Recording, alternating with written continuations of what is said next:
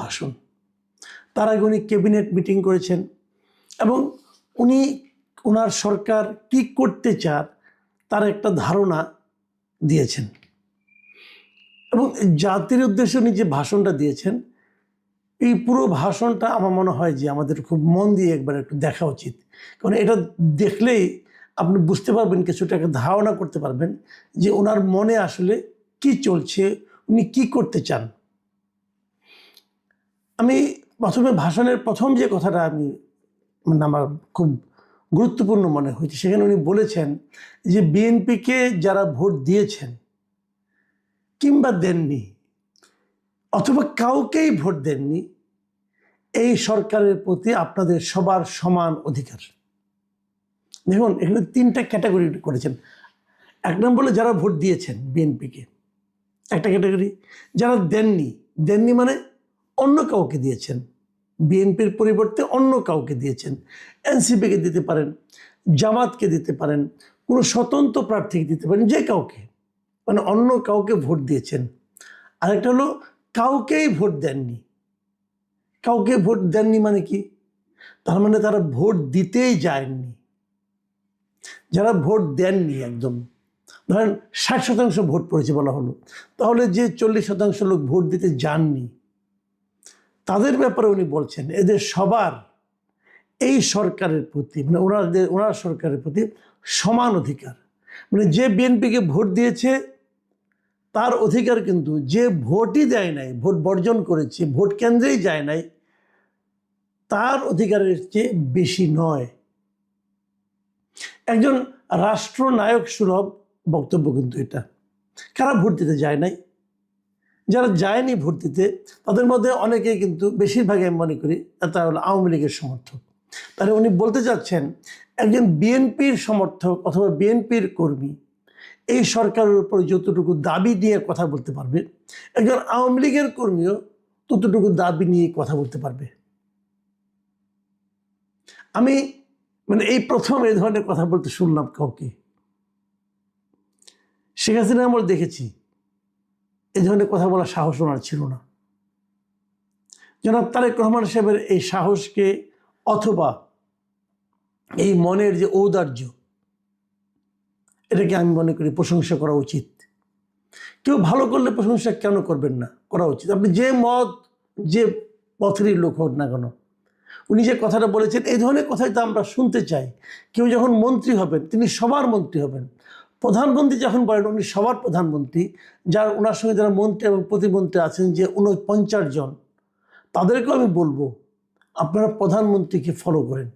উনি কি বললেন, কি উচ্চারণ করলেন, সেটাকে সমুন্নত রাখার চেষ্টা করেন। উনি কিন্তু বলেছেন যে এই সরকারের প্রতি তাদের সবার সমান দাবি।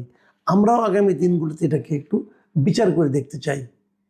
আপনার কাছে একজন বিএনপির কর্মী গেলে পরে তার সঙ্গে আপনি কী আচরণ করছেন, আরেকজন নির্দলীয় লোক গেলে তার সঙ্গে আপনি কী আচরণ করছেন, অথবা যদি একজন আওয়ামী লীগের লোক আপনার কাছে যায় কোনো একটা ভ্যালিড একটা পয়েন্ট নিয়ে, তার কথাটাকে আপনি কীভাবে গ্রহণ করছেন, এটা কিন্তু আমরা জাতি হিসেবে বলে আমরা এটাকে খেয়াল করার চেষ্টা করব। উনি আরেকটা কথা বলেছেন, সে কথাটা হলো কৃচ্ছ সাধনের জন্য, অপচয় যেন আপনারা কম করেন। এবং এটা বলতে যে উনি বলেছেন যে অতিরিক্ত সুবিধাও আমরা নিতে চাই না। এবং এই অতিরিক্ত সুবিধা না নেওয়ার বিষয়টাকে উদাহরণ হিসেবে বলতে যে উনি বলেছেন যে বিএনপির যে সংসদীয় দলের যে প্রথম সভা হয়েছে, সেই সভায় ওনারা সিদ্ধান্ত নিয়েছেন যে কোনো এমপি সরকারি সুবিধা নিয়ে ট্যাক্স ফ্রি গাড়ি বা প্লট নেবেন না। এমপি হলে কিন্তু একটা প্লট পায়, এমপি হলে একটা ট্যাক্স ফ্রি গাড়ি পায়, এটা কিন্তু অনেক লোভনীয় একটা ব্যাপার কিন্তু। তো এইটা তারা কেউ নেবেন না বলে ঘোষণা দিয়েছেন। আমার কাছে এই ঘোষণাটাও ভালো লেগেছে। এবং আপনারা জানেন এর মধ্যে বিরোধী দল যেটা জামাতে ইসলাম, তারাও ঘোষণা দিয়েছে যে তারা কোনো ট্যাক্স ফ্রি গাড়ি নেবে না। অবশ্যই এনসিপি কোনো ঘোষণা দিয়েছে কিনা এখন আমার জানা নাই, তারা হয়তো নেবে অথবা নেবে না, আমি জানি না। আমি মনে করি এই ঘোষণা দেওয়ার তো কোনো দরকার নাই। আমি তারেক রহমান সাহেবকে অনুরোধ করব, সংসদের প্রথম অধিবেশনেই এই ট্যাক্স ফ্রি গাড়ি নেওয়ার যে প্রবণতা এবং যে নিয়মটা আছে, এই নিয়মটা বাতিল করে দেন। তাহলে নতুন করে কোনো ঘোষণা দেওয়া লাগে না। আপনারা বলে দেন যে একজন এমপি সরকারি যে কোনো সুযোগ সুবিধা পাওয়ার ক্ষেত্রে, প্লট অথবা ফ্ল্যাট অথবা গাড়ি পাওয়ার ক্ষেত্রে 10 জন সাধারণ মানুষ যে সুবিধা পায় তার চেয়ে কিছুই বেশি পাবে না, এরকম একটা নিয়ম করে দেন। তাহলে আর এর নতুন করে আলাদা করে জনে জনে প্রতিজ্ঞা করতে হবে না। একইভাবে আমি আপনাকে আরেকটা অনুরোধ করব, আমলাদের ব্যাপারে একটু খবর নেন। একজন সচিব, একজন অতিরিক্ত সচিব অথবা একজন যুগ্ম সচিব, ওনারা নিয়ম অনুযায়ী কী পরিমাণ গাড়ির কি সুবিধা ভোগ করেন, তেলের কি সুবিধা ভোগ করেন, একটু খবর নেন। এবং অনেক সময় নিয়মের বাইরেও, মানে ওনারা যে মন্ত্রণালয়ে আছেন সেই মন্ত্রণালয়ে যদি কোনো প্রজেক্ট থাকে, সেই প্রজেক্টের গাড়ি, পিডির গাড়ি কোথায় আসে একটু খবর নেন। একটু খবর নিলে সমাধানটা আপনার কাছে ইজি হয়ে যাবে। সমাধানের পথ নিয়ে আমি আলোচনা করছি, সমাধান আপনিই পাবেন, কিন্তু একটু খবর নেন যে তারা, আপনারা তো গাড়ি নিচ্ছেন না, এমপিরা গাড়ি নিচ্ছেন না, মন্ত্রীরা মানে সরকারের কাছে ট্যাক্স পেয়ে গাড়ি নিচ্ছেন না, আপনারা তো সরকারি গাড়ি পাবেন। সরকারি গাড়ি ওনারাও পান, কিন্তু ওনারা কীরকমভাবে পান, কী প্রক্রিয়ায় পান, একটু খবর নেন। এটাও একটা আমার অনুরোধ থাকলো যে কিচ্ছু যখন সাধন করবেনই তখন এভাবে একটু করেন। কারণ যদি 10টা টাকাও আপনি খরচ কমাতে পারেন, সেটাও কিন্তু এই দেশেরই লাভ, এই জাতিরই লাভ। উনি আরেকটা কথা বলেছেন, সেটা বলেছেন দেশের প্রতিটি সাংবিধানিক এবং সরকারি বেসরকারি প্রতিষ্ঠান চলবে বিধিবদ্ধ নিয়মে, নীতি নিয়মে। দলীয় কিংবা রাজনৈতিক প্রভাব প্রতিপত্তি অথবা জোর জবরদস্তি নয়। আইনের শাসনই হবে রাষ্ট্র পরিচালনার শেষ কথা। এই কথাটা আমার কাছে শুনতে খুবই ভালো লেগেছে।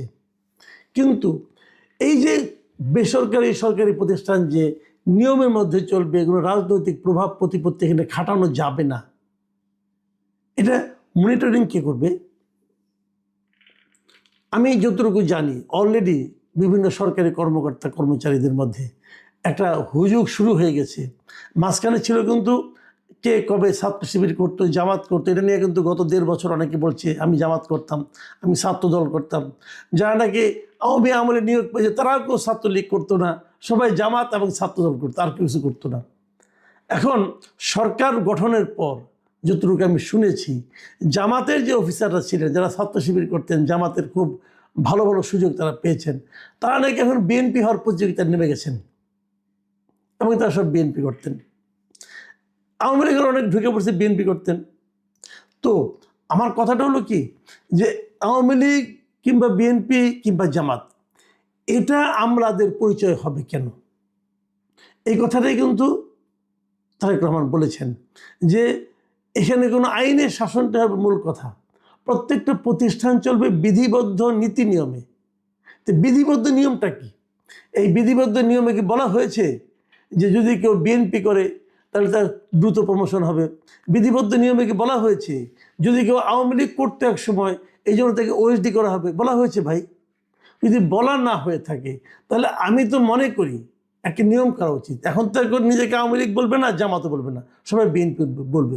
যে লোকটাই বলবে যে আমি বিএনপির কর্মকর্তা ছিলাম, আমি বঞ্চিত হয়েছি, এই সমস্ত বলে কিন্তু এক ধরনের সিম্প্যাথি ক্রিয়েটের চেষ্টা করবে। যেই বলবে তার বিরুদ্ধে ব্যবস্থা নিন। সিম্পলি 2জন লোকের বিরুদ্ধে ব্যবস্থা নেন, দেখবেন আর কোনো বিএনপির লোককে খুঁজে পাবেন না, জামাতও খুঁজে পাবেন না, আওয়ামী লীগও খুঁজে পাবেন না। আমলাদেরকে বলেন ভাই আপনারা পেশাদার আমলা হন, সরকারি কর্মকর্তা কর্মচারী হন, আওয়ামী লীগ বিএনপি হয়েন না। এই যখনই তারা আওয়ামী লীগ বিএনপি শুরু করবে তখন আপনি যত কিছুই মিষ্টি মিষ্টি কথা বলেন না কেন, যতই নীতি নৈতিকতার কথা বলেন না কেন, সব ফেল মারবে। কাজে আপনি অন্যদিকে না যেয়ে আগে যারা নাকি নিজেদেরকে বিএনপি বলে যে আমি বিএনপির কর্মকর্তা, বিএনপি করতাম বলে আমাকে একবার প্রমোশন আটকায় দেওয়া হয়েছিল, অথবা এখন ডাবল প্রমোশন লাগবে, এই ধরনের কথা যত লোক বলে তাদের বিরুদ্ধে আগে আইনি ব্যবস্থা নেন, তাদের বিরুদ্ধে একটা ব্যবস্থা নেন, তাদেরকে একটা পানিশমেন্ট দেন। আপনি দেখবেন আর কোনো আমলা আর সচিবালয়ের মধ্যে এই আওয়ামী বিএনপি জামাতের এই জিনিস আর চলবে না। এতে আপনার কোনো ক্ষতি হবে না, কারণ যারা বিএনপি করে, যারা নিজেদেরকে বিএনপির আমলা বলে পরিচয় দেয়, এরা আসলে আপনার ক্ষতি করে। আওয়ামী লীগের আমলে যারা আওয়ামী পন্থী আমলা ছিল তারা কিন্তু আওয়ামী লীগের ক্ষতি করেছে, তারা আওয়ামী লীগ করে বলে নিজেরা প্রচুর দুর্নীতি করেছে। আবার এই দুর্নীতির কথা যখন আসলো তখন আরেকটা কথা বলতে চাই। যদিও প্রধানমন্ত্রী বলেছেন যে এই বিএনপি সরকার সব ধরনের অনাচার অনিয়মের সব সিন্ডিকেট ভেঙে দেবে, এটা শুনে আমি আশাবাদী হয়েছি। আমি হেরে অত দূর যাব না। আমি একটা সিন্ডিকেট ভাঙার জন্য এই মুহূর্তে বলবো, সেটা হলো এই ব্যবসায়ীদের সিন্ডিকেটটা ভেঙে দেন যদি পারেন। এটা ভাঙলে অনেক কিছু সুবিধা হবে, আপনি তাৎক্ষণিক ফল পাবেন। দুর্নীতির কথা বলছিলাম, দুর্নীতি আপনি মানে করতে দিবেন না বলছেন, এটা হলো সব বাংলাদেশে আমি মনে করি এই মুহূর্তে সবচেয়ে বড় সমস্যা হচ্ছে দুর্নীতির সমস্যা। এটাকে কীভাবে দমন করবেন? বিগত সরকার কিংবা তার আগের সরকার, অন্তর্বর্তীকালীন সরকারের কথা বলি আর হাসিনা সরকারের কথা বলি, এরা সবাই কিন্তু বলেছিল যে সম্পদের হিসাব দিবে, কেউ দেয় নাই, কেউ দেয় নাই। আপনি নিয়ম করেন যে সম্পদের হিসাব খেলে দেবে না, প্রতি বছরে 31শে ডিসেম্বরে সবাইকে তার যার যার সম্পদের হিসাবটা দিতে হবে।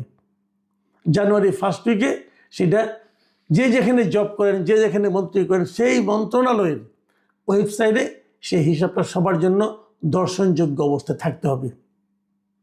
সেটা মন্ত্রী হোক, প্রতিমন্ত্রী হোক, উপদেষ্টা হোক, কিংবা সচিব হোক, যুগ্ম সচিব হোক, অতিরিক্ত সচিব হোক, ডেপুটি সেক্রেটারি হোক, সবাইকে দিতে হবে। এই একটা জিনিস আপনি করে দেন এবং সেটা ওখানে ওয়েবসাইটে থাকবে।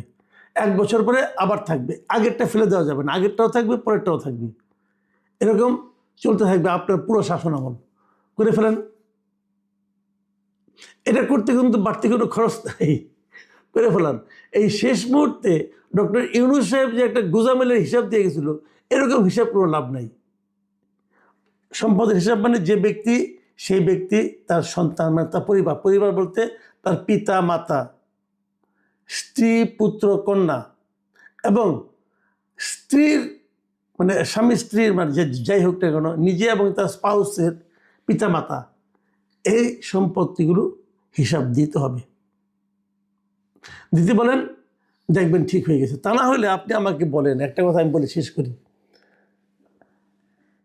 প্রধানমন্ত্রীর কার্যালয় আজকে দেখলাম যে ওনার প্রেস সেক্রেটারি নিয়োগ করা হয়েছে, ডেপুটি প্রেস সেক্রেটারি নিয়োগ করা হয়েছে, আরও অনেককে নিয়োগ দেওয়া হয়েছে। আমি এটাও দেখলাম প্রেস সেক্রেটারির বেতন হলো সচিবের পদমর্যাদা, উনি বেতন পাবেন ৭৮,০০০ টাকায়। উনি বেতন পাবেন ৭৮,০০০ টাকা। ওনারা যারা উপদেষ্টা আছেন, প্রতিমন্ত্রীর মর্যাদা হোক আর মন্ত্রীর মর্যাদা হোক, তাদের বেতন কত হবে? বাংলাদেশের বর্তমান বেতন স্কেলে কারো বেতনই, বেতন ভাতা সব সহ ১.৫ লাখ টাকার বেশি হবে না। ১.৫ লাখ অথবা ১৫-২ লাখ, ম্যাক্সিমাম ২ লাখ। ২ লাখ হবে না আমার মনে হয় এখন যে বেতন স্কেল আছে। আমি যতদূর আগে সর্বশেষ জানতাম ১,৭৫,০০০ টাকার মতো বেতন ভাতা টাতা সব সহ পায়।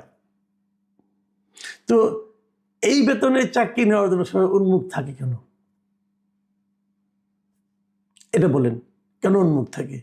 আগের প্রধানমন্ত্রী শেখ হাসিনা বলে জানতাম যে ওনার পিয়নও নাকি ৪০০ কোটি টাকা পেয়ে যায়। তো ৪০০ কোটি টাকা যদি পিয়ন পায়, তাহলে তার চাকরি, ওই চাকরি নেওয়ার জন্য ১০ টাকা দাম, ওটা বেতন যদি 10 টাকাও হয়, তাও তো ওখানে চাকরি যাওয়ার জন্য সবাই মানে লাইন লাগাবে। এখন এত টাকা বেতনের চাকরি কেন, এই অল্প টাকা বেতনের চাকরি কেন করতে যায়? এটা কিন্তু একটা বড় প্রশ্ন। দেখুন, আমি নিজে ইউটিউব করি, ইউটিউবে এগুলি করি, আমি কিন্তু এর চেয়ে অনেক টাকা বেশি ইনকাম করি, বিদেশ থেকে আসে আমার কাছে, গুগলের মাধ্যমে আসে। এটা আমি রেমিটেন্স বলতে পারি না, আমি দেশের উপকার করতেছি একদিক দিয়ে। তো আমাকে যদি অফার দেওয়া হয় যে তোমাকে একটা চাকরি দিচ্ছি, তোমাকে অমুক বানাবো, তমুক বানাবো, আমি কিন্তু যাবো না। অনেকে বলে আমি মহান, এই জন্য যাবো না। ভাই, মহান টহান কিছু না। আমি যাবো না এই কারণে যে আমি তো ওর চেয়ে বেশি টাকা ইনকাম করি, এখন স্বাধীনভাবে ইনকাম করি। তো ওখানে গেলেও তো আমি ওই টাকাটা পাবো না, আমার তো সংসার চলবে না তাহলে। কারণ আমি যখন বেশি টাকা ইনকাম করি, আমি তো এটা বেশি টাকা খরচও করি, তো ওখানে তো আমার ওই টাকা তোমার সংসার চলবে না, তাহলে আমি যাবো কেন? আমাদের মধ্যে অনেকে যাওয়ার জন্য কিন্তু লাইন দিয়ে বসে আছে, দু একজন সফল হয় সেই লাইন দিয়ে। যিনি সফল হন তাকে আমার প্রশ্ন, আপনি তো এখন ইউটিউব করতে পারবেন না, আপনার ওই টাকা দিয়ে আপনার ইনকাম তো আপনার অর্ধেকের চেয়ে কমে যাবে। তাহলে আপনি সংসার কেমন চালাবেন? নাকি দেশ উদ্ধার করতে নামছেন? যদি দেশ উদ্ধার করতে নামেন, আপনাকে স্যালুট। আর যদি দেশ উদ্ধারের নামে নিজের ভবিষ্যৎ উদ্ধারের কথা চিন্তা করেন, তাহলে আপনার প্রতি ঘৃণা থাকলো,